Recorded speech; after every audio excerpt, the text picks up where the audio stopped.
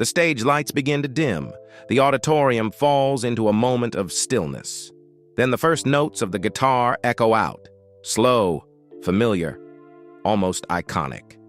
It is the opening of Hotel California.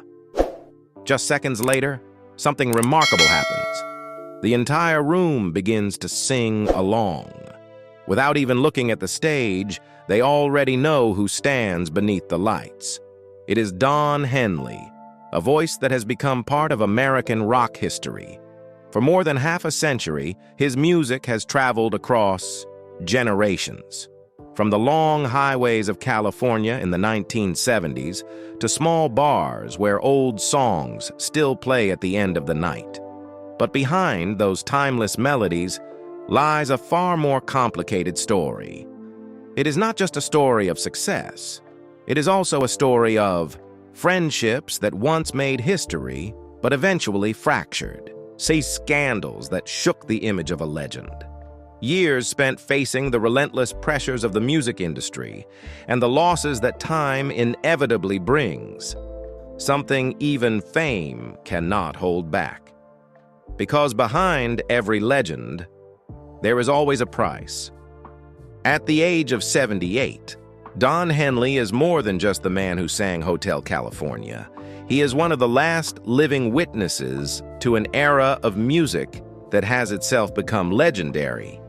But the real question is, after the lights of the golden age begin to fade, what truly happened to Don Henley? And did he, the man who once sang about a place where you can check out anytime you like, but you can never leave, ever realize that fame is much like Hotel California itself? A place people can enter so easily, but to leave it is almost impossible.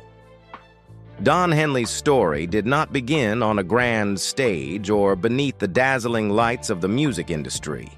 It began somewhere very different, in a quiet little town called Gilmer, Texas.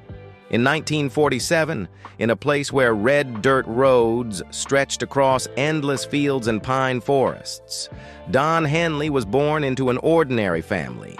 There was nothing to suggest that this boy would one day become the voice of one of the greatest rock bands in history. Henley's childhood did not resemble the familiar image of a future rock star.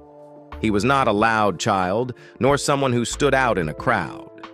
Instead, he grew up quiet and reserved. Part of that came from his health.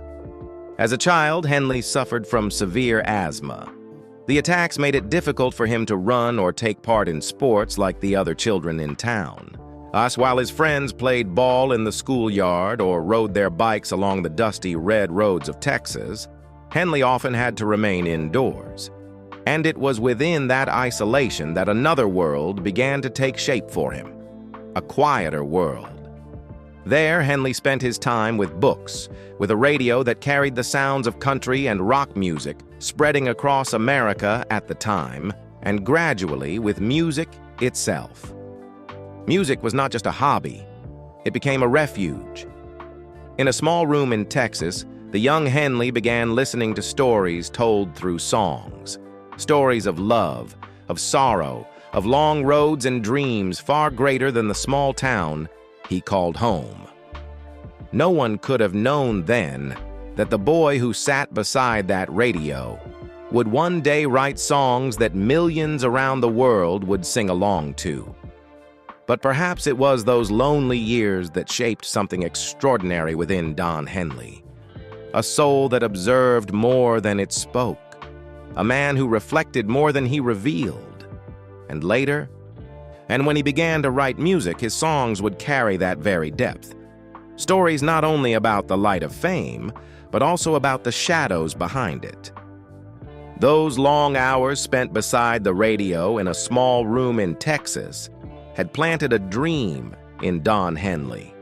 A dream far greater than the quiet town of Gilmer, Texas, where he was raised. And as he entered his early 20s, Henley came to understand that if he wanted to turn that dream into reality, he would have to leave the place he once called home. That road led west. In the early 1970s, Henley left Texas and made his way to Los Angeles, a city of recording studios, late-night bars, and young artists, all trying to carve out a place for themselves in the music industry. There, in a world filled with competition and ambition, he met the man who would change his life forever, Glenn Frey. Frey came from Detroit. Henley came from Texas. Two men from different backgrounds. And yet they quickly discovered something they shared. Both wanted to write songs that told the story of America in a way that was uniquely their own. From simple jam sessions, they gradually became a powerful songwriting duo. And not long after, together with a few other musicians, they formed a new band with a name that was both simple and symbolic: Eagles. At first, the Eagles were not stars. They were merely a backing band for the well-known singer at the time, Linda Ronstadt. Touring with Ronstadt gave them the opportunity to perform in front of large audiences, and more importantly, gave them time to understand each other as a band. It was during those tours that a new sound began to take shape. Not entirely rock, not entirely country. It was a blend of the roots of traditional country melodies, the energy of rock, and the sense of freedom that defined California in the 1970s. That sound would later be called many things, but to fans, it was simply known as the Eagles sound. At the time, no one, not even the band members themselves, could have known that the small group once standing behind Linda Ronstadt would go on to become one of the most successful bands in American music history. And for Don Henley, the journey to California was not just a turning point in his career. It was the moment when the boy who once sat listening to the radio in a small Texas room began to step into a story the world would one day come to know. The new sound the Eagles created in the early 1970s quickly spread beyond the small recording studios of Los Angeles. Within just a few years, the band that once stood behind Linda Ronstadt had stepped into the spotlight of their own. For Don Henley, this was the moment when everything began to change. Each new song they released quickly became a hit on the radio. First came "Take It Easy," a song that carried the free-spirited soul of America at the time.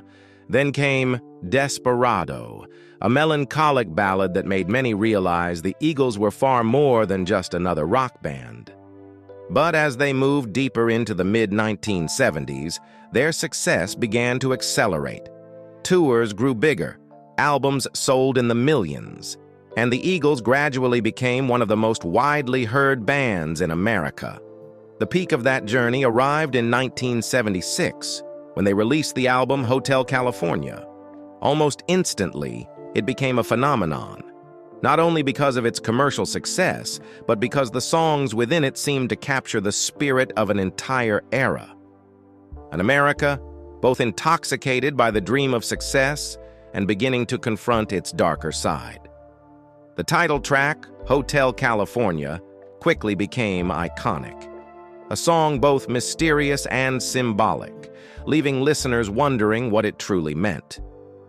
By this point, the Eagles' fame had far surpassed anything the members had imagined when they first formed the band.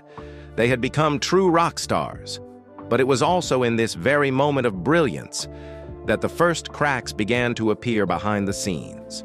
The pressures of success, egos that continued to grow, and disagreements that became harder and harder to hide. Because sometimes, when a band reaches the very top of the world, that is also when they begin to stand dangerously close to the edge of division. The cracks behind the scenes, the ones few in the audience could see, slowly began to widen over time. As the Eagles reached the peak of fame, the lives of its members changed completely. Months-long tours, expensive recording studios, multi-million-dollar contracts, all of it reflected the kind of success any band could only dream of. But success always carries another side. Fame brings money. Fame brings power. And sometimes, fame also brings egos that continue to grow. Inside the studio, sessions that were once natural and effortless became tense. Some songs took weeks just to agree on how they should be recorded. Each member had his own vision, and not all of them were willing to compromise. Arguments began to surface more frequently. Sometimes they were just musical disagreements, but other times they ran much deeper, rooted in personal conflict. As time went on, a few members left the band. Replacements came in, but the atmosphere within the Eagles was no longer what it had once been. The pressure of success grew heavier. Endless tours, expectations from record labels, and the constant feeling that every new album had to be bigger, better than the last.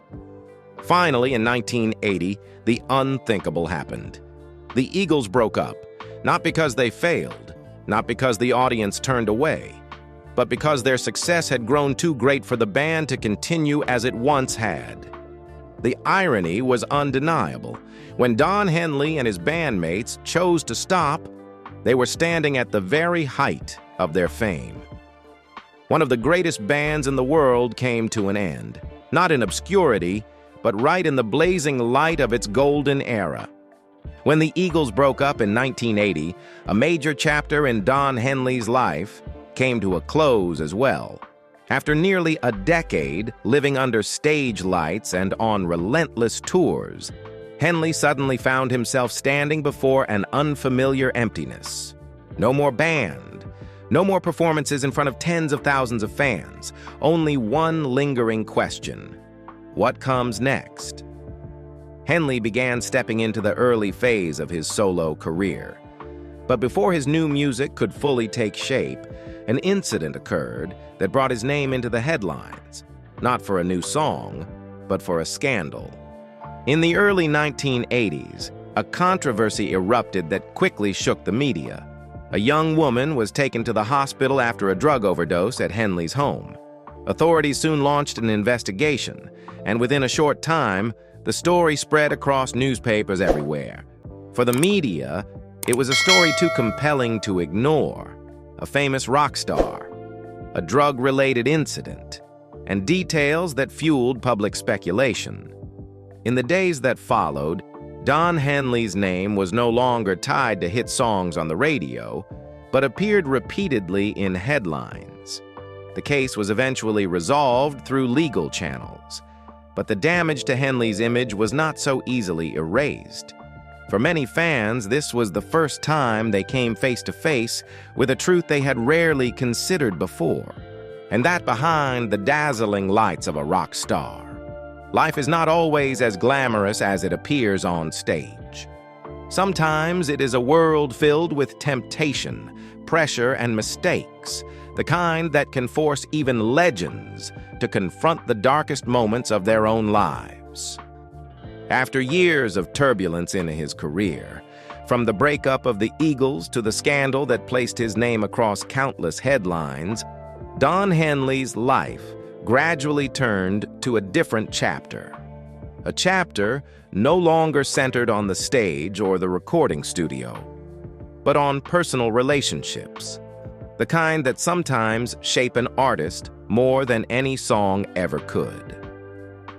In the years before settling down, Henley went through several high-profile relationships. One of the most well-known was with Stevie Nicks, the legendary voice of Fleetwood Mac. Two young, gifted artists met at a time when both were at the height of their creative powers. But like many love stories in the world of rock and roll, the relationship did not last forever. It ended with layers of complex emotion, leaving behind memories, and perhaps even musical inspiration that fans would later search for in their songs. After years of living among endless tours and relationships that came and went, Henley's life eventually shifted in another direction. In 1995, he married Sharon Summerall. For Henley, this was more than just a marriage. It was a turning point in his life. Summerall was later diagnosed with multiple sclerosis, a chronic neurological disease. The health challenges his wife faced led Henley to see life in a different light. From that moment on, he began to change his way of living. The man, who once lived under stage lights and within the party-filled world of rock, gradually became more private. Henley appeared less frequently in the media. He devoted more time to his family and his children.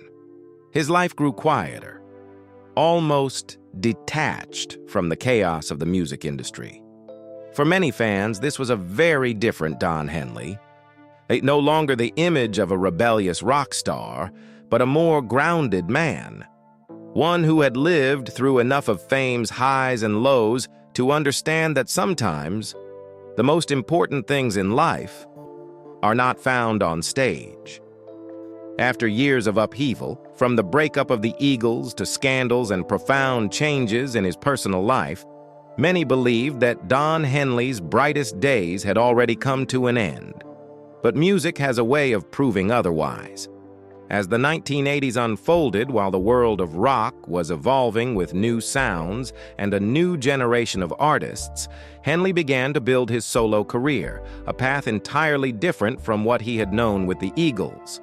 And very quickly, audiences realized that Henley was more than just the voice of a legendary band. He was an artist with a voice entirely his own. His solo songs began appearing on the charts one after another.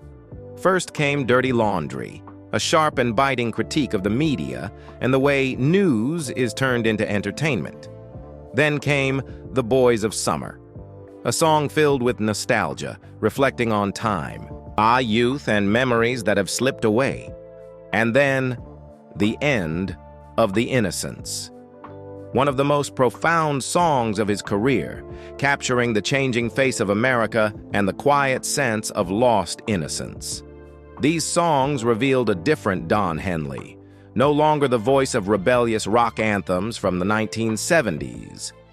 His music had become more restrained, more reflective, and at times carried a quiet, almost unnameable sense of longing. It was the sound of a man who had already lived through the heights of fame and had begun to see the world through a more mature lens. For Henley, his solo career was not merely a continuation after the Eagles. It was the phase in which he proved that his music could still evolve, transform, and grow alongside the life he had lived. Time moves forward, and with it come losses that no one can escape. For many years after the Eagles reunited and returned to touring, fans were once again able to see the familiar faces of the band on stage. Though the music world had changed greatly since the 1970s, the Eagles still carried with them a piece of an entire generation's memory. But then, in 2016, a piece of news arrived that left not only the band members but fans around the world in silence. Glenn Frey had passed away. For Don Henley, this was not simply the loss of a colleague. Frey was the one who had started everything with him in those early days in Los Angeles. Together they had written songs that became part of rock history. Songs that millions of people still sing along to even today. They had built the Eagles from almost nothing, shared the endless years of touring, and stood side by side at the height of fame. Yet, like many relationships that span decades, their friendship was not always smooth. There were disagreements, arguments, periods when the two barely spoke to each other. And still, despite all those differences, Henley always acknowledged that Glenn Frey was an inseparable part of the Eagles story. So when Frey passed, Henley said something that deeply moved many fans, that with Glenn Frey's passing, a part of the Eagles had come to an end forever. Because no matter how long the band might continue to perform, no matter how their music continues to live on in the hearts of listeners, The era when two young men from different places met in California and went on to make history together had now become a part of the past. After more than half a century devoted to music, Don Henley is remembered as far more than just the voice of a legendary band. He has become one of the most influential songwriters in the history of American rock. With the Eagles, Henley helped shape one of the greatest success stories in the music industry. The band has sold over 150 million albums worldwide, won multiple Grammy Awards, and been inducted into the Rock and Roll Hall of Fame, an honor reserved for those who have changed the course of music history. But if we look only at the numbers, we still may not fully understand the true legacy of Don Henley. What makes his music endure is not merely its commercial success. It is the way his songs reflect the emotional landscape of America across different eras. In Henley's songs, listeners can feel many layers of emotion. There are songs about the dream of freedom and the wide-open roads of America. There are songs filled with skepticism toward fame, power, and the darker sides of the entertainment industry. And there are songs that ask deeper questions about the price people must pay in the pursuit of success. Perhaps that is why songs like Hotel California and The Boys of Summer continue to echo through the decades. They are not just popular records, they are stories. Stories of a time, of a generation, and of emotions in which so many still find themselves. And that, perhaps, is Don Henley's greatest legacy. Not just awards or record-breaking sales, but songs that continue to live on long after the stage lights have faded. After all the peaks, the conflicts, and the turbulent years within the music industry, Don Henley's life today is vastly different from the dazzling era of the 1970s. Now, in his 70s, Henley no longer appears in the headlines as frequently as he once did. The loud, chaotic world of rock in which he once stood at the center now seems to have faded into the distance. In its place is a quieter life, one focused on family, on the simple things he once rarely had time to enjoy during years of relentless touring. Henley now spends most of his time with his wife, Sharon Summerall, and their children. Family has become the center of his life, something Henley himself has acknowledged has allowed him to see his career with a calmer and more thoughtful perspective. And yet, music has never completely left him. In recent years, Don Henley still occasionally appears on stage with the Eagles as the band continues to tour with new members in tribute to Glenn Frey's legacy. Today's performances may no longer carry the explosive energy of the 1970s, but they hold something different: the quiet weight of time. When Henley stands on stage and sings in that familiar voice, the audience does not simply hear a song. They hear a piece of memory, a piece of youth, a piece of their own lives. And perhaps that is what makes Don Henley's story so remarkable. He has lived through nearly every dimension of fame, from the dreams of a boy in Gilmer, Texas, to the heights of rock and roll, from scandals that stirred controversy, to the inevitable losses that time brings. Today, his life may be quieter, slower, but perhaps after everything, what Don Henley has held on to is not the glow of past glory. It is something far simpler: peace, a kind of peace that perhaps he had to spend nearly a lifetime to finally find. And perhaps from the sense of peace Don Henley has found today, one can look back on his entire journey in a different light, not simply as the story of a rock legend, but as the story of a man who has lived through dreams, fame, mistakes, and loss, only to finally understand what truly matters. When the melody of Hotel California begins to play, it does more than remind us of a brilliant era. It reminds us of a paradox, that fame can take a person to places they never imagined. But to truly understand it. Sometimes it takes a lifetime, and perhaps that is why. Don Henley's story is not just meant to be told, it is meant to make each of us reflect on our own journey. What do you think about the life of Don Henley?